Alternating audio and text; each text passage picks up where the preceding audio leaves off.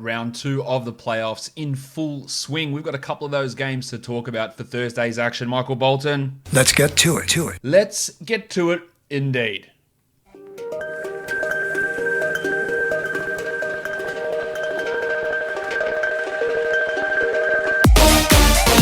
You are Locked On Fantasy Basketball, your daily fantasy basketball podcast, part of the Locked On Podcast Network, your team every day. Hello and welcome to the Locked On Fantasy Basketball podcast, brought to you by Basketball Monster. My name is Josh Lloyd and I am the lead fantasy analyst at basketballmonster.com and at Yahoo Sports Australia, and you can find me on Twitter as always at redrock_bball and on Instagram at Locked On Fantasy Basketball. Today's show also brought to you by rockauto.com. Amazing selection, reliably low prices, all the parts your car will ever need. All right, so what we are looking at is games in the NBA for Thursday. There are 2 of those games on, and they're both round 2 games. The Toronto Raptors and the Boston Celtics is the first one of those games. The Celtics with a 2-0 lead so far after a relatively tight victory there in game 2. The Raptors again come in favored, 1-point favorites in this one, 214.5. You'd think at some point the Raptors are going to get a win. Maybe it's in this one. They got close in the last game. They're still not getting good performances out of Pascal Siakam. And Boston is still getting unbelievable performances out of Marcus Smart, flopping aside. He's had 40 points through the first 2 games. At some point, that's going to cool off. It's not going to continue. So maybe, again, that's what we're banking on here. But we're looking at DraftKings pricing for DFS for this game, and Smart is the first guy we talk about. He's at 6,300. I think it's a little bit too high for Smart, who's been putting up some okay numbers, but only 29 average over the last 3, and that's in 37 minutes, and that's with him scoring absolutely crazy numbers. Now, he hasn't been getting the assists or steals or those sort of defensive numbers that do help his production, so I'm not totally buying that one, while Kyle Lowry is now down at 7,500. He had 42 in game 2. He's playing a shit ton of minutes. I think that looks pretty bloody good, as does Kemba at 77, but I would take Lowry over Walker. You save the $200, and I just think Lowry's ceiling is probably a little bit higher. Fred VanVleet's also struggling somewhat, 7,700 for Fred. He had 40 in game 2, but he played 43 minutes. If you look at him and Kemba being priced at 77 and Lowry at 75, I think it is Lowry that I take out of those 3. Kemba or VanVleet, it probably is going to be Kemba out of that group. But yeah, there's all those point guards in that same mix. You've got Terrence Davis, Brad Wanamaker, who we're not going to be really looking at too closely. For your shooting guards, Norman Powell's at 46. He was dreadful in game 2, just 5 points in 13 minutes. I'd expect more from him. But we all know that it's all about scoring for Powell. And if that doesn't happen, there's nothing else happening for him. So he's only really a tournament guy that you can have a crack at. While Jaylen Brown at 74, love that. 39 in game 2. He should get 35 really without even trying too hard. And he's got 45 point upside. So I do like Jaylen quite a bit in this one. His partner on the wing there, Jason Tatum, 9,200, probably the best play in this entire game. 9,200's a high price, but he's getting 50 almost without trying. No reason to think he doesn't get another 50-ish around in this game. I would be looking in terms of the $7,000 and above players in this one. To me, he is the one that you start a lineup with, and then you can look to those other guys in the Nuggets and Clippers game, which we'll talk about soon. But Tatum at 9,200 looks pretty good to me, while the Jedi, OG Anunoby. Hello there. Oh, that button didn't work. Hello there. Maybe it did. Interesting. But what about scarves? OG. Balenciaga Stop, ones. OG. You better stop, OG. All right, I don't know why those sounds are coming through so weirdly low, but we'll get that rectified as we do it. Let's try it again. Hello there. Hello there, indeed. That is much better from you, OG. Anyway, let's talk about OG Anunoby. 5,100.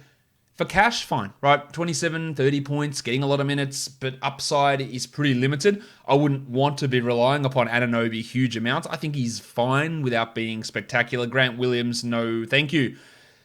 Then let's look at the big fellas. Pascal Siakam's at 7,900. He came down $100. Now, he hasn't been playing that well. He still had 44 points in 43 minutes last game, and you expect him to get those minutes at least around that 30 to 40 or 38 to 40 mark. I'm not convinced that 79 for Pascal is better than 77 for Kemba or 77 for VanVleet, and I definitely would want to take Tatum over Siakam there. Look, he is due a breakout, but we've been saying that for 3, 4, 5 weeks now, and it hasn't really come from Pascal, who has been hovering around that 38, 39 mark, which is fine at that 7,900, so he's probably got some cash floor, but the upside for him just feels really limited. Daniel Tice at 53, a strong cash guy for me as well, while Marc Gasol is struggling. Oh, hi, Mark. 4,200. He fouled out last game, had 17 points, but he's just not a points accumulator. The Rock DJ Robbie Williams is getting a lot of minutes for him, 18 minutes in each of the first two games. He's at 3,600. He's averaging 18 points a game. I don't mind it. It's probably more of a tournament flyer in case he comes in with a 5-block game in 13 minutes, which is possible. He's got that ability to do. But it's obviously not a reliable outcome. While Ibaka's at 6,100, another strong game from Serge. He's averaging 37 in his last 5. And at 6,100, that looks okay. I'm not fully behind it, but he has been playing some pretty good minutes and been relatively consistent in terms of his scoring. If you want consistency in terms of low prices, rockauto.com is where you need to go. If you're looking for parts for your car, why would you go to a chain auto store when you could sit from the comfort of your home and go to rockauto.com? They have been serving the online auto parts customer business for 20 years. They can shop for auto and body parts from hundreds of manufacturers. They have everything from engine control modules and brake parts to tail lamps, motor oil, and even new carpet. And whether it's for your classic or daily driver, you can get everything you need in a few easy clicks delivered directly to your door. And one of the best things about rockauto.com, the prices are always reliably low, and they are the same for professionals or do-it-yourselfers. Why would you spend up to twice as much for the same parts? RockAuto.com catalog is unique and remarkably easy to navigate. Quickly see all the parts available for your vehicle and choose the brands, specifications, and prices you prefer. So go to RockAuto.com right now and see all of those parts available for your car or truck and write "Locked On" in their "How did you hear about us" box, so that they know that we sent you. Amazing selection, reliably low prices, all the parts your car will ever need. RockAuto.com. Well, let's look at the DraftKings pricing for that game. The Raptors and Celtics. They're smart at 5,700. Looks much better on FanDuel than he does on DraftKings. Jalen at 68 and Tatum at 92. Unbelievably good pricing there. And Kemba at 76 comes in pretty nicely as well. Same sort of upside with Powell. Same sort of cash value for Tice. While 8,200 for Siakam is way less enticing than the 79 on DraftKings. In my opinion, Ibaka at 65 is also less favorable on FanDuel versus where he sits on DraftKings at the moment. Now we've got a new series. The Denver Nuggets, the LA Clippers, the Nuggets winning in Game 7 over the LA Clippers. Winning that series put me at 7 of 7 and picking the first round series. I just need the Thunder to get up to go 8 for 8. By the time you listen to this, you may know the result of that. I'm recording before the Thunder Rockets game though. The Clippers are a massive 8.5 point favourites here, and the total is 223 points. Patrick Beverley has been upgraded to questionable. He is a $3,500 player on DraftKings. Now, I think his minutes will be somewhat limited, but he's absolutely worth having a look at if we hear that he's going to play. Jamal Murray, the Blue Arrow, Eche Homo, the headmaster, 9,300 for Jamal. I said, and you listened, don't know if you took it on board, but you listened, when I said that he was unlikely to continue that run that he was on. Well, that obviously happened. 27 points in 41 minutes is not anywhere near where he'd been.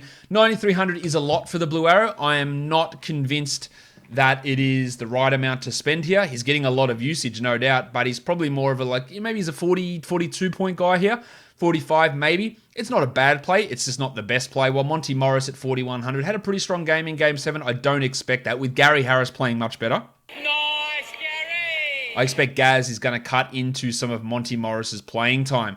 Reggie Jackson and Landry Shamet, they both had almost 24 points in the last game at sub 4,000, which is strong. But if Beverly comes back, then both of those guys lose out. Otherwise, I think Jackson is worth a GPP look.